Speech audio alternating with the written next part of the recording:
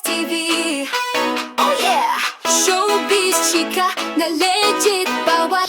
Hello sa lahat po ng mga Barda fans, Barda lovers, and Barda supporters na lagi pong nag-aabang at umaantabay sa mga updates po natin. Maraming salamat. And this time, ito na, no, dahil pinag-uusapan pa rin po ngayon na talaga namang super engaged talaga ang ilan sa mga fan nitong si Miss Barbie Forteza at patungkol po sa kanyang love life. Kasi syempre, ilang beses po silang namamataan nitong si Jameson Blake na tumatakbo. Talagang nasa running era sila ngayon. At isa yan sa mga nag-band sa kanila ni Mr. Jameson, yung kanilang pagkakaibigan, ano.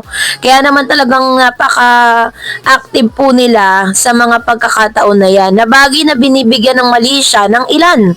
So, sa isang interview kasi, may inamin po si Miss Barbie Forteza na ikinagulat ng lahat patungkol kay Jameson.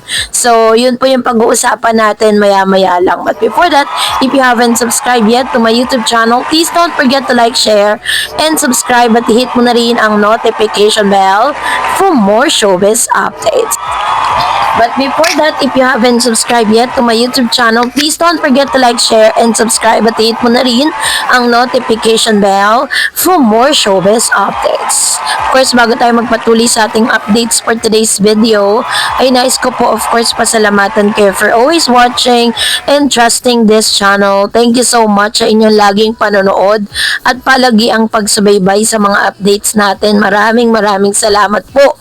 And bago tayo magpatuloy, of course, meron tayong tinatawag na comment of the day. Ayan. So, meron po ditong nag-comment si Miss Milagros Jose. Sabi niya, ganyan talaga Ma'am Dareds. May naninira at maninira tayo nga mga pangkaraniwang tao may issue. Yung sikat pa, hindi pero yung sikat pa na hindi. Pero ngayon lang may ganyang issue sa artista. Ayaw tigilan ng iba namang matatapos agad ang issue. Ayan, kasi po sa kasalukuyan panahon kasi natin dito po sa ating henerasyon, napakadali po kasi ng bawat tao na magbigay ng kani-kanilang mga opinyon. Kaya naman talagang sobrang daming mga issue, sobrang bawat kibot, 'di ba, may mga issue po sa showbiz kahit nga sa politics 'di ba? At lahat po tayo is meron tayong freedom na magsalita at talagang kahit iba-iba yung understanding natin, kaya po nagkakaroon ng mga issue, 'di ba?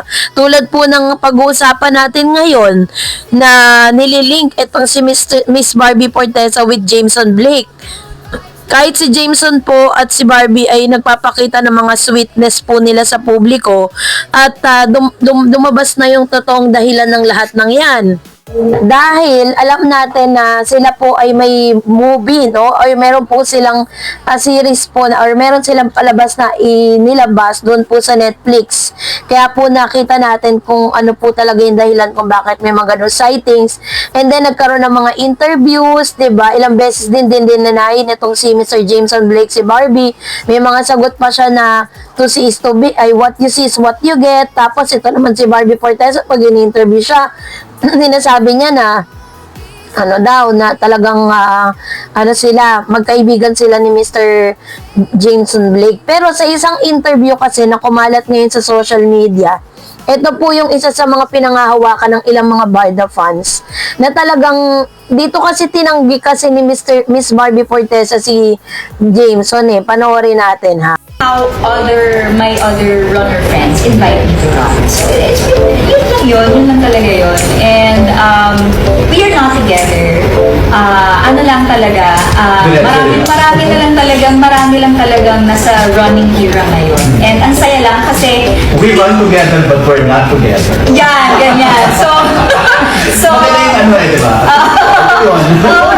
we're not together. Simula ng taon to, I would say na we've grown closer talaga as a parent before. I think the care that we have for each other is really genuine. It's burning red. Very happy. Iba yung glow mo. Thank you. Sabi ni Miss Barbie Forteza dito is sila nasa running era kasi nga sila ngayon nitong si Mr. Jameson Blake. Kaya talagang kadalasan at nakikita sila. Doon po nagsimula kasi yung closeness po nila. At nagkaroon sila ng tinatawag na common ground. Dahil kasi 'di ba matapos po magkaroon ng breakups between Miss Barbie and itong si Mr. Jack Roberto, doon po inilaan ni Miss Barbie Forteza yung kanyang oras doon po sa mga pagtakbo, 'di ba? Na bagay na talagang masasabi natin na naging daan para sila po ay maging magkaibigan, tapos meron pa silang project. Pero sinabi ni Barbie dito that they're really friends, they're really close friends. Tapos nung in-interview naman po si Jameson Blake ng isang doon po sa kanya pong movie ngayon na parang Babuyan Island, kung saan parang naguhubad ata doon or may mga matitinding eksena doon si Mr. Jameson Blake, ay sinabi niya doon na close po sila ngayon ni Barbie. So, wala naman po silang dinidisclose na talagang sila na nga. No? Ano ba talaga ang totoo? So, whether they are not or friends lang sila or what, is talagang ito po yung magpapapanatag sa lahat ng mga Barda fans, no? Kahit ang daming mga issue, kahit nga si David, diba? Ang dami po mga issue kay David na hindi natin maiiwasan. Kasi nga, that's really part of the showbiz. So, ang maganda lang po sa kanila is nananatili po silang magkaibigan ni David Licauco. Maganda po yung samahan nila, 'di ba? Sinabi naman po yan ni Miss Barbie Forteza na talagang hindi naman nagbabago yung kanilang trato sa isa't isa ni Mr. David Licauco. Nananatili pa rin yung maganda nilang samahan. At kung mabibigyan man sila ng chance sa makatrabaho ulit, alam ko po na makikita po din nyo doon yung level of comfortability nila ay hindi pa rin mawawala.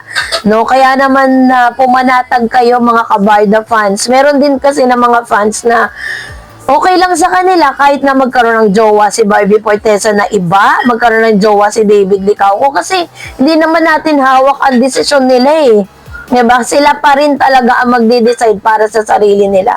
Marami mang mga Barda fans na parang hindi matanggap yung mga ganitong pitch. Kasi parang gusto po nila na talagang si Barbie at si David, anong gagawin po natin? Alangan naman mag-imbento tayo ng balita dito.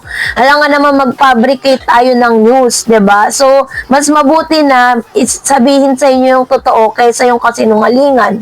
'Di ba? Kaysa naman umasa tayo na talagang nasa relasyon na silang dalawa, kahit wala pa naman, magkaibigan pa lang din talaga sila. So, ang pinakamaganda nangyayari ngayon kay Barbie Forteza, lagi niya sinasabi sa interview niya that she's really whole. Talagang buong-buo na siya po ngayon, pero sinabi niya doon na ang bumubuo sa kanya ay hindi isang lalaki, no? Hindi isang jowa, hindi si boyfriend. Ang bumubuo sa kanya yung pamilya niya kasi nagmula po nung naging single siya, mas nagkaroon siya ng maraming oras sa pamilya niya. Kasi kung mapapansin niyo, 'di ba, nung magjowa pa sila ni Jack Roberto, laging si Jack lang ang kasama niya. Hindi nga natin masyadong nakikita na nakikipag-banding siya sa mga pamangkin niya.